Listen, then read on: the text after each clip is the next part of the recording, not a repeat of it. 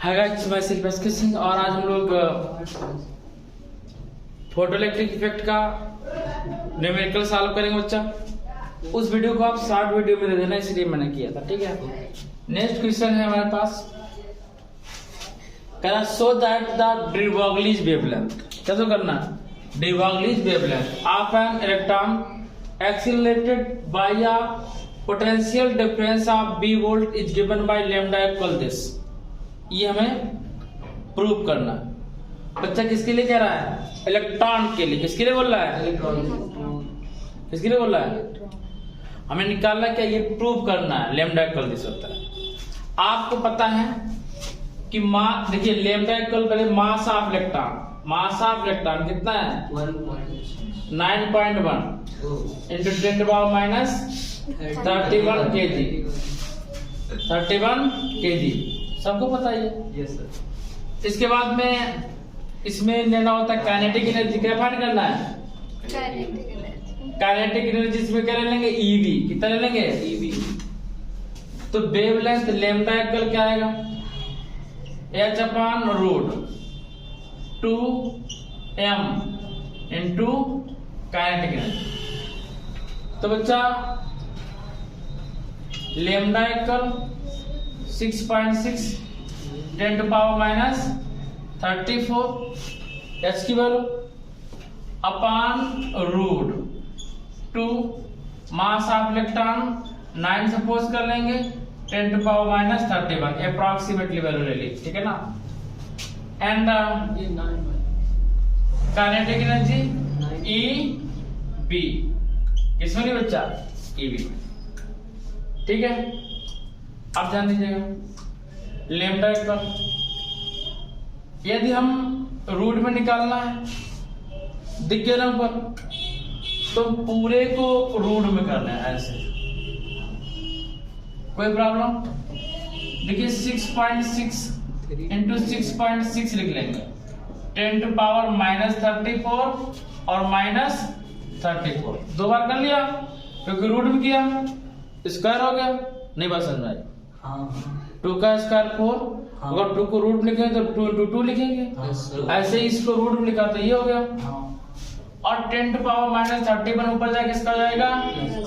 Plus का 31, plus का 31। ध्यान देना बच्चा, 2 इंटू 9 और इलेक्ट्रॉन की वैल्यू 1.6 10⁻⁻⁹ इंटू बी 19 को भेज दिया ऊपर, 2 से किया डिवाइड, कितना आएगा? 3.3। 9 को 3 से डिवाइड किया तो 1.1, 3 आएगा, यहाँ डिवाइड किया 2.2, कितना आएगा? 2.2। अब लैम्डा इक्वल आएगा 1.1 2.2 10⁻34 से 31 लेस करेंगे, कितना बचेगा? माइनस का 3, कितना बचेगा बच्चा? तो माइनस का 34 और माइनस का 3 बचा तो कितना आया? माइनस का 37 और 19 ऊपर जाएगा, किसका हो जाएगा? प्लस का 19 से लेस कर, कितना आएगा? अच्छा 9 से 17 से 9 लेस करें, कितना आएगा? 8 और 2 से 1 लेस करें, कितना आएगा? 1, 18 माइनस का 18, कितना है बच्चा? माइनस का 18 अपान हमारे पास बचा 1.6, पॉइंट से पॉइंट उड़ाया, पॉइंट से पॉइंट उड़ाया, लैम्डा इक्वल आया बच्चा, अप्रोक्सीमेटली साइनेज किया। अब यहाँ ध्यान दीजिएगा, यहाँ 11 है, यहाँ 2.2 है, तो यहाँ हमने 22 लिख दिया अपनी तरफ से, और एक 0 भी हमने इंक्रीज किया अपनी तरफ से। एक 0 इंक्रीज किया तो एक 0 डिक्रीज करेंगे, पॉइंट हटाया तो पॉइंट उधर गया तो एक 0 और डिक्रीज हुआ तो -20। अब यही कर बात समझ नहीं आई बच्चा तो क्वेश्चन समझ में नहीं आने वाला। बोलिए क्यों? समझिए,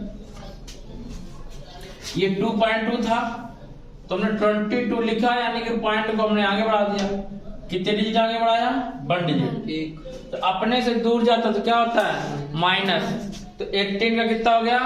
माइनस का 1 कितना हो गया? 19। कितना हुआ बच्चा? 19। तो 19 हुआ और एक जीरो और इंक्रीज कर दिया, अपने जेब से निकाला इधर से वैसे रख दिया जीरो। तो क्या अपने जेब से जीरो रखा तो यहाँ माइनस करो, तो 19 माइनस कर दिया कितना हो गया? 20। कितना हो गया? 20। बोलो यस या नो? इसको सॉल्व किया 8 आया, इसको सॉल्व किया कितना आया? 110। इसको कैंसिल किया 4 आया, इसको कैंसिल किया 55 आया। कितना आया? 55। अब 11 इंटू 55 कराया रूट के अंदर और डिवाइड कर दिया 4 से, तो अप्रॉक्सीमेटली आया 150। कितना आएगा? 150। और 10 टू पावर माइनस 20 को बाहर लिखे तो कितना आया? 10 टू पावर माइनस 10। और अपान वाला कैंसिल हो गया, तो हमारे पास इतना और कितना बचा अपान में? बी। कितना बचा? बी। तो अपान बी। और तो बच्चा इसको लिख सकते हैं lambda approximately root 150 by B, और 10 को लिखते हैं क्या? एंगस्ट्रॉम। कहानी खत्म। ठीक है बच्चा, सॉल्व हुआ? बोलिए। तो नेक्स्ट क्वेश्चन की ओर बढ़ते हैं। तो बच्चा नेक्स्ट क्वेश्चन क्या कह रहा है?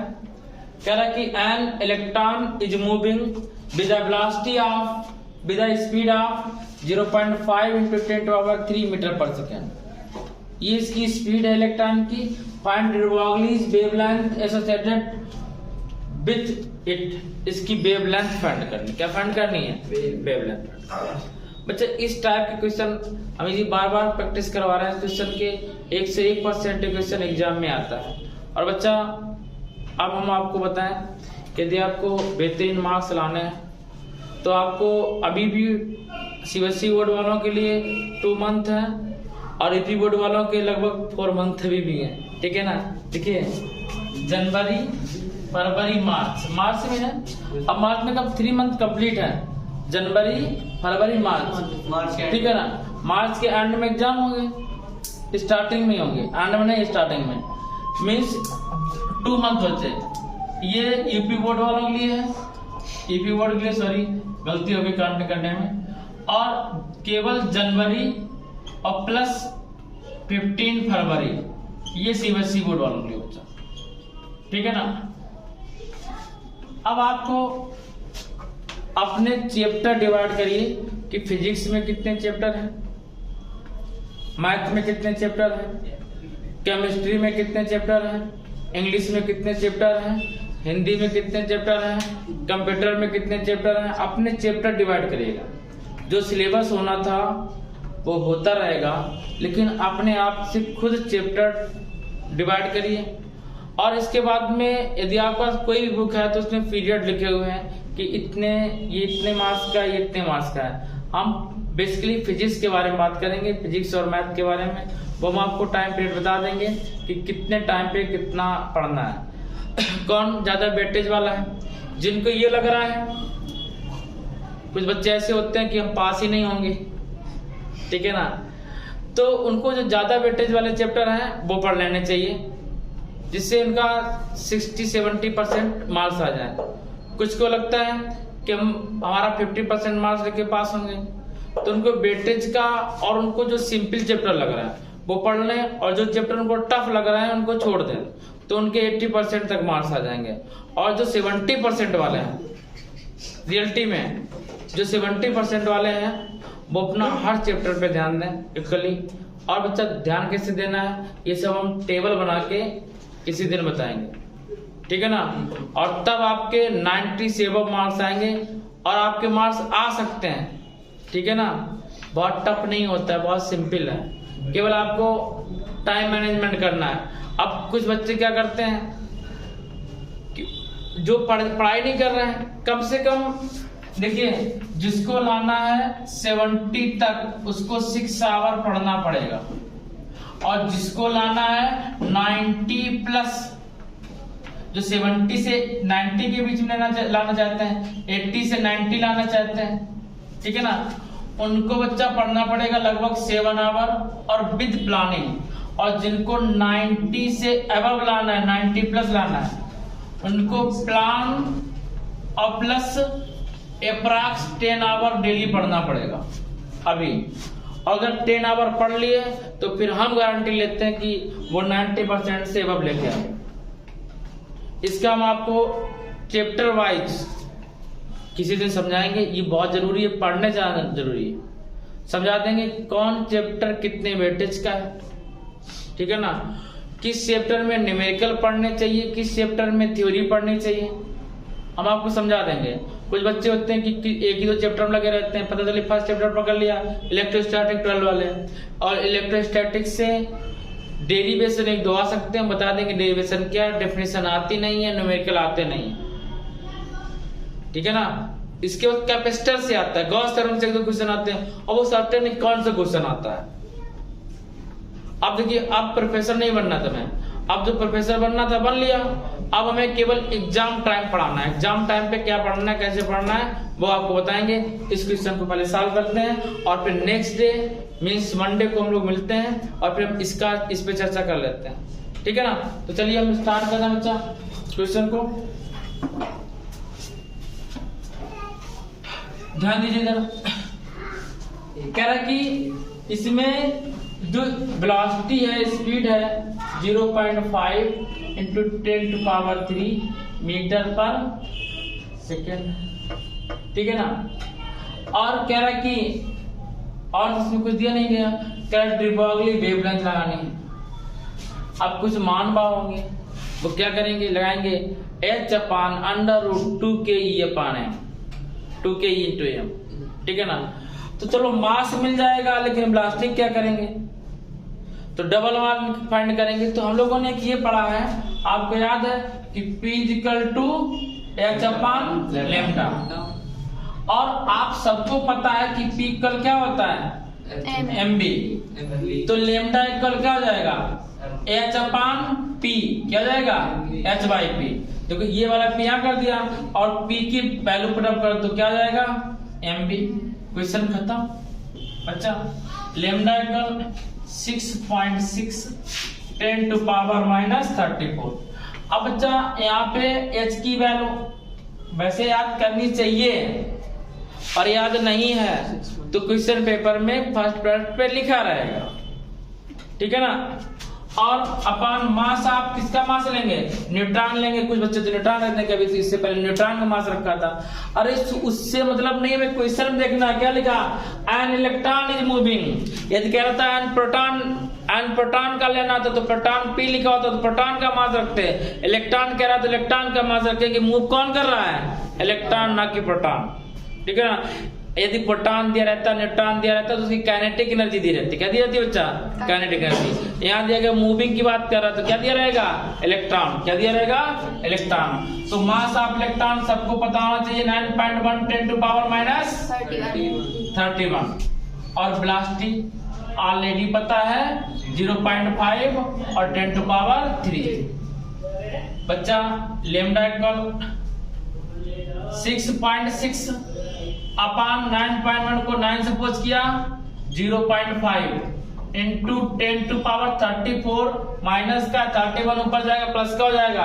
34 से 31 लेस करेंगे, माइनस का 3 आएगा, कितना आएगा, -3, और अपान में प्लस का 3 ऊपर जाएगा, -3 हो जाएगा, तो माइनस कितना आएगा, 6 आएगा, कितना आएगा बच्चा, 6। तो 10 टू पावर कितना आएगा बच्चा, -6। बात समझ में आई। अरे जिनको नहीं समझ में, ध्यान दीजिएगा, -34 -31 ऊपर ले जाएंगे, प्लस का 31 होगा। अरे लिख दे रहे बच्चा, प्लस का -34 प्लस का 31 -3, ठीक है। अब देखो पॉइंट से पॉइंट इरेज किया तो लैम्डा इक्वल आया 6 इंटू 10⁻⁻6, कितना आया, -6 अपॉन 9 इंटू 5। अब बच्चा जानिएगा, 3 3 जा 9, 3 2 जा 6, 3 2 जा 6, लैम्डा है बच्चा। 3 से बच्चा 21, कितना आया 1, 3 3 जा 9, फिर आएगा 3 3 जा 9 इंटू 10⁻⁻6। जब भी कहीं मिल जाए कि 5 से डिवाइड कराना है, 10 से डिवाइड कराना है, 25 से डिवाइड कराना है, तो हमें डिवाइड कराने से अच्छा मल्टीप्लाई कराइए। किससे? 2 का यहाँ मल्टीप्लाई कराइए और 2 का बच्चा यहाँ मल्टीप्लाई कराइए, देखिए क्या फर्क पड़ता है। 2 3 जा 6, 2 3 जा 6, 2 7 जा 14 और 2 पॉइंट लगा दिया, 5 2 जा 10 इंटू 10 टू पावर माइनस 6 और 10 से हम डिवाइड कराएंगे तो पॉइंट इधर बढ़ जाएगा, तो लेमडा इक्वल आएगा 1.466 10 टू पावर माइनस 6। हो गया फिक्स।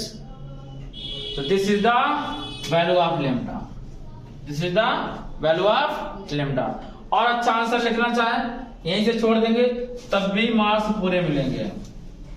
हम लोग लिख सकते हैं लेमडा इक्वल, यहाँ पर ये यूनिट मीटर आएगी, लिखेंगे तो मीटर, अदरवाइज 1.466 माइक्रोमीटर। क्या लिखेंगे? माइक्रोमीटर। या हम लोग लिख सकते हैं 1466 नैनोमीटर। 3 डिजिट इधर बढ़ा दो, 3 डिजिट इधर बढ़ा दो, तो 1466।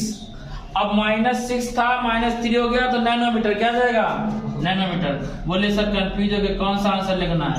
जो मन में आए, जहां तक कर पाओ वहां तक करिए, आपको मार्क्स कंप्लीट मिलेगा। ठीक है ना? या तो यहाँ तक लिखिएगा तो मीटर में रहेगा, यहाँ लिखेंगे माइक्रोमीटर में रहेगा, यहाँ लिखेंगे तो नैनोमीटर में रहेगा। पॉइंट में नंबर नहीं बढ़ाया नहीं बच्चा। तो नेक्स्ट क्वेश्चन। तो बच्चा आज के लिए बस इतना ही, मिलते हैं नेक्स्ट टर्म पे नेक्स्ट वीडियो के साथ। तब तक के लिए सभी को एसके सिंह का जय हिंद।